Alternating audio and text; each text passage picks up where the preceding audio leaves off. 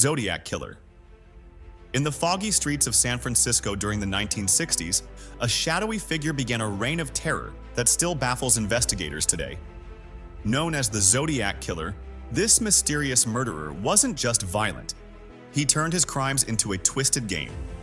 His victims were mostly young couples attacked in secluded locations, with 5 confirmed murders between 1968 and 1969.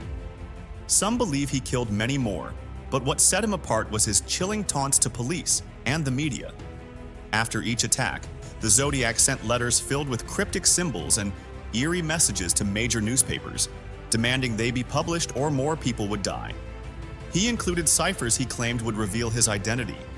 But despite decades of efforts, most remain unsolved. Even the ones cracked only deepen the mystery, revealing no clues about who he was. Theories about the Zodiac's identity have ranged from a rogue police officer to a skilled cryptographer or a disturbed loner. None have been conclusively proven. His ability to disappear after each crime and evade capture only added to the fear and fascination surrounding him. The Zodiac's legacy endures as one of the most infamous cases of the modern era. He changed how the public viewed serial killers, blending violence with manipulation to sow fear. Today, his story continues to intrigue, leaving behind a trail of victims and a haunting question. Who was the Zodiac Killer? Jack the Ripper.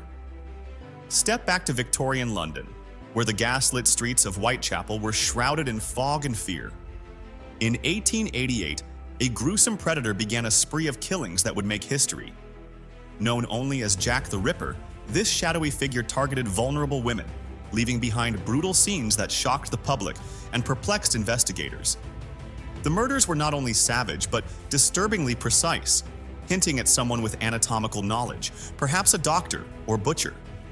Jack the Ripper is officially linked to the murders of 5 women, often referred to as the canonical 5, though some believe his victim count may be higher. These women, all impoverished and living on the margins of society, were found with their throats slit and their bodies mutilated in horrific ways. The killer's apparent skill with a blade led many to speculate that he had professional training, adding an extra layer of dread to his already chilling crimes. Adding to the mystery were the infamous letters sent to the press and police, allegedly from the killer himself. The most notorious, the From Hell letter, arrived alongside a gruesome package containing part of a human kidney. Whether these letters truly came from Jack the Ripper remains a topic of debate, but their contents amplified the horror and captivated the public. Theories about Jack's identity have persisted for over a century. Some suggest he was a rogue doctor, while others believe he may have been a member of the royal family, acting out in secret. The lack of clear evidence and the failure to catch the killer has only fueled speculation, turning the case into a breeding ground for conspiracy theories. Jack the Ripper became more than just a murderer. He became a symbol of fear, embodying the dangers lurking in the shadows of urban life. His crimes helped define the modern archetype of the serial killer, a cold, calculating predator who kills for reasons we may never understand. Even today, the name Jack the Ripper evokes images of foggy streets, shadowy figures, and unanswered questions. Black Dahlia Killer. Los Angeles, 1947. In the city of dreams, the horrific murder of a young actress shattered the illusion of glamour. Elizabeth Short, a 22-year-old aspiring starlet, was found mutilated in a vacant lot, her body carefully staged in a grotesque display. Dubbed the Black Dahlia by the press, her murder became one of the most infamous and mysterious cases in Hollywood history. Who could have committed such a chilling crime, and why? The details of Elizabeth Short's murder were gruesome. Her body had been cut in half with surgical precision, drained of blood, and posed in a way that seemed intended to shock. The lack of forensic evidence at the scene left investigators baffled, and despite questioning dozens of suspects, no one was ever charged.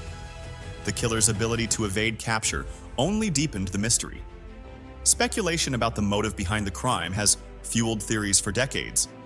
Some believe the murder was personal, possibly an act of revenge or jealousy. Others suggest it had ritualistic undertones, with the careful staging of her body pointing to a more sinister intent.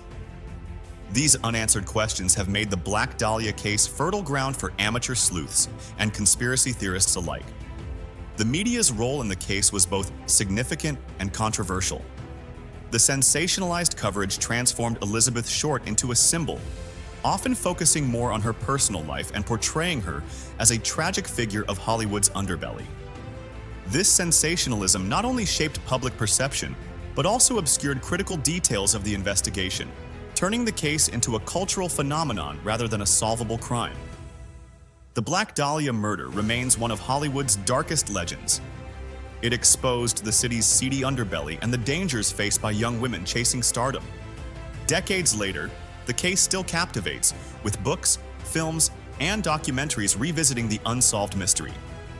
The haunting image of Elizabeth Short and the unanswered questions about her death ensures that the Black Dahlia remains an enduring symbol of Los Angeles' darker side. Monster of Florence.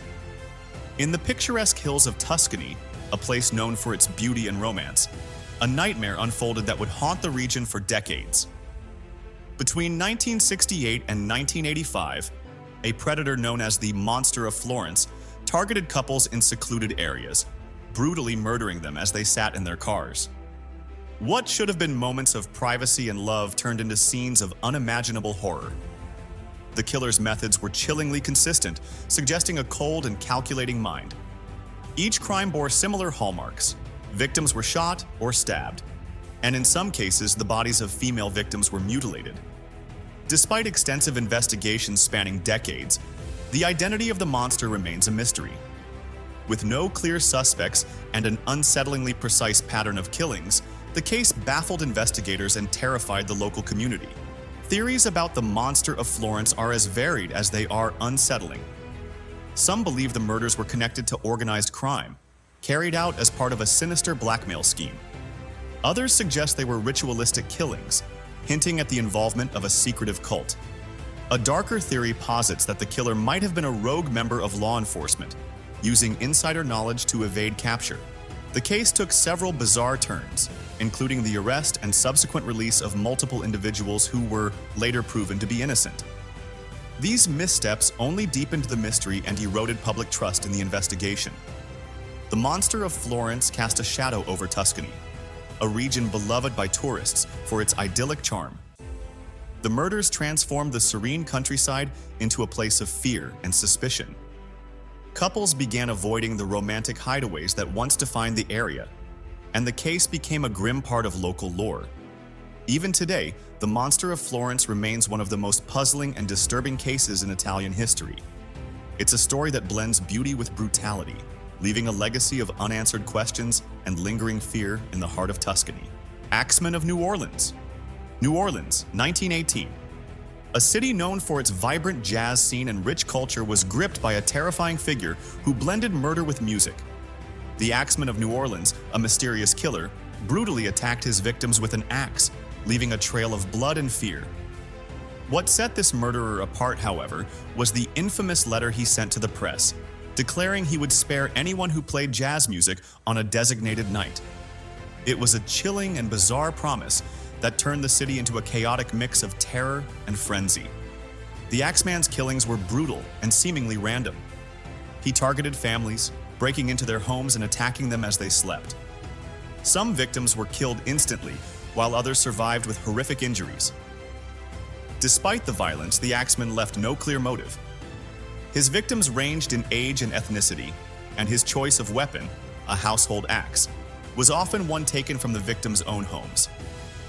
The randomness and ferocity of the crimes baffled investigators, who struggled to find any pattern or reason behind the attacks. The infamous letter sent to the press in 1919 added an eerie and theatrical element to the case. In it, the Axeman claimed to be a supernatural being from the hottest hell, and warned that he would kill again unless every home in New Orleans played jazz music on a specific night. The city's response was extraordinary. Jazz filled the air as terrified citizens turned to music in a desperate bid to avoid becoming the next victim. The Axeman kept his word, and no murders occurred that night, cementing the letter's place in the city's history. Theories about the Axeman's identity have ranged from the plausible to the fantastical. Some believe he was a deranged maniac, a local with a grudge, or even a serial offender targeting Italian immigrants. Others suggest he might have been something otherworldly, a supernatural entity drawn to chaos and jazz. The case's unsolved nature and the Axeman's cryptic letter have only fueled these speculations, adding to his mystique. The Axeman of New Orleans left a lasting impact on the city, blending terror with its iconic music culture. He became a legend, part of New Orleans folklore, inspiring books, movies, and countless debates. His story is a chilling reminder of how fear and mystery can linger long after the last note has been played. Hinterkaifeck Murders. Germany, 1922. A secluded farm in Bavaria became the site of one of the most chilling and baffling murders in history. 6 members of the Gruber family were brutally slaughtered, their bodies left in their own home. What made the crime even more disturbing were the strange events leading up to it. Footprints in the snow that led nowhere, strange noises, and the possibility that the killer had lived in the house undetected for days after the massacre. The question remains, was the killer someone the family knew? Or was the farm haunted by an unimaginable evil? The murders were horrific. The Gruber family, including the elderly Andreas Gruber and his daughter, were bludgeoned to death with a mattock, a personal weapon. Days after the killings, neighbors reported strange sounds from the house. And it was discovered that the killer might have hidden in the attic, using the farm's resources before fleeing. No signs of forced entry suggested the killer had a connection to the family, but the violence pointed to a deeply personal motive. Numerous theories arose. Was it a jealous family member?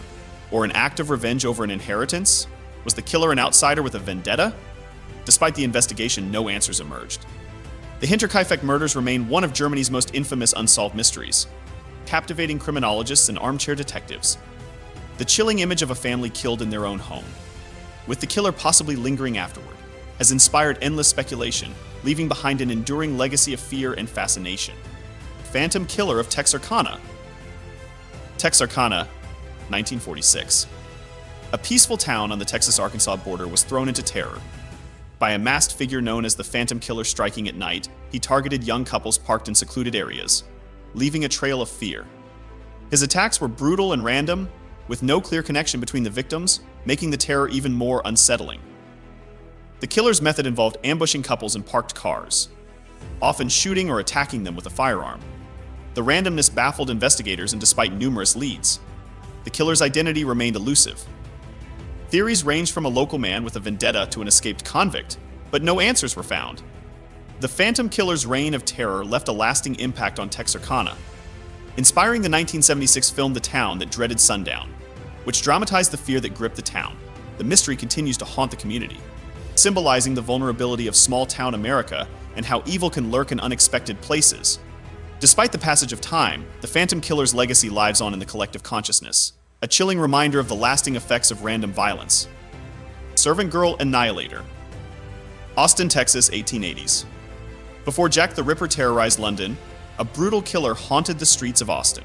Known as the Servant Girl Annihilator, he targeted young women, particularly domestic servants, with shocking violence. Over several months, the city was gripped by a series of axe murders, each occurring at night and followed by the killer's sudden disappearance.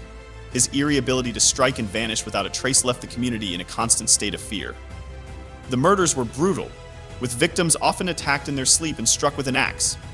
The randomness of the attacks made the killer even more terrifying, and despite investigations, no clear leads emerged. Speculation ran wild, with some theorizing the killer was a precursor to Jack the Ripper. Witness accounts were conflicting, and forensic evidence was non-existent, leaving investigators at a loss. The Servant Girl Annihilator's crimes introduced America to the chilling concept of the serial killer, though the killer was never caught. His brutal spree remains one of the earliest known instances of serial murder in the US, marking a dark chapter in criminal history. The fear and mystery he left behind continue to haunt Austin to this day. Cleveland Torso Murderer. Cleveland, 1930s, in the midst of the Great Depression. Cleveland became the hunting ground for a killer whose grisly murders shocked the city, known as the Cleveland Torso Murderer or the Mad Butcher of Kingsbury Run. This figure dismembered his victims with chilling precision, leaving their body parts scattered around the city. The gruesome killings took place from 1934 to 1938, terrorizing the community and leaving police struggling to make sense of the brutality. The murders were marked by a surgical precision in dismemberment, suggesting the killer had medical knowledge. The complete lack of remorse and the killer's ability to evade capture added to the horror. Investigators were baffled, and despite Elliot Ness, the famed lawman who had helped bring down Al Capone, Taking charge of the case, the killer remained at large. Ness's failure to solve the case left an indelible mark on his career in Cleveland's history. Theories surrounding the killer's identity ranged from a rogue surgeon to an untraceable drifter. Some speculated that he was a local figure with access to medical tools, while others believed he was a transient who moved through the city unnoticed. Despite the numerous theories, the case remained unsolved, and the killer's identity was never discovered.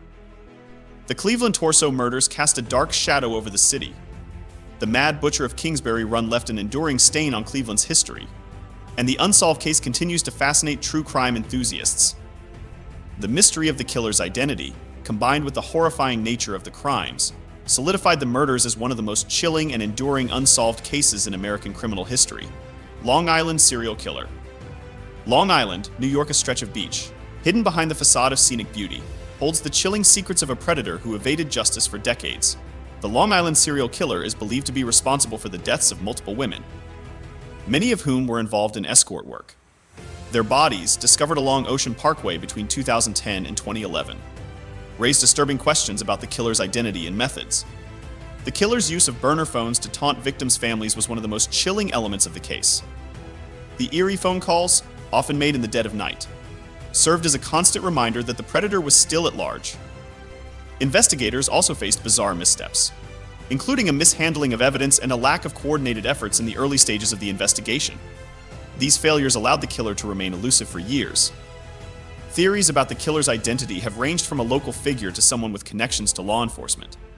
Recent breakthroughs in DNA and forensic analysis have kept the case alive, but the killer's identity remains unknown. Despite the ongoing investigation, justice has yet to be served. The Long Island serial killer case has become a haunting symbol of systemic failures in protecting vulnerable populations.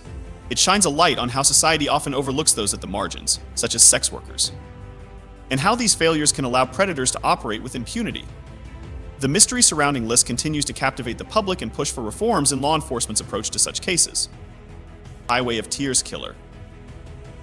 British Columbia, Canada. Stretching through the vast wilderness of Canada, Highway 16, known as the Highway of Tears, became a grim graveyard for countless women and girls. Beginning in the 1970s, a series of disappearances and murders of primarily indigenous women along this remote stretch of road left families grieving and the public in shock. The lack of clarity surrounding the case, whether one killer or multiple killers are responsible, has only added to the mystery and fear that continues to haunt the region. The victims, many of whom were indigenous women, were often vulnerable and isolated, making them easy targets for predators. The mystery surrounding the disappearances has been complicated by law enforcement's failure to address the case adequately for decades. Theories abound, with some speculating that truck drivers, drifters, or even a network of killers may be behind the deaths. Despite numerous investigations, no definitive answers have been found, leaving the families of the victims without justice. Key elements of the case point to systemic neglect and the broader cultural impact on indigenous communities. The cases have highlighted the alarming violence that indigenous women face, as well as the failures of law enforcement to adequately protect them.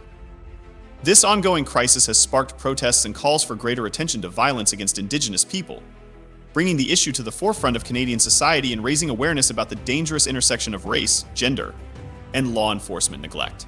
The Highway of Tears has become a symbol of the broader issue of violence against indigenous women, shedding light on deep-rooted social and systemic issues.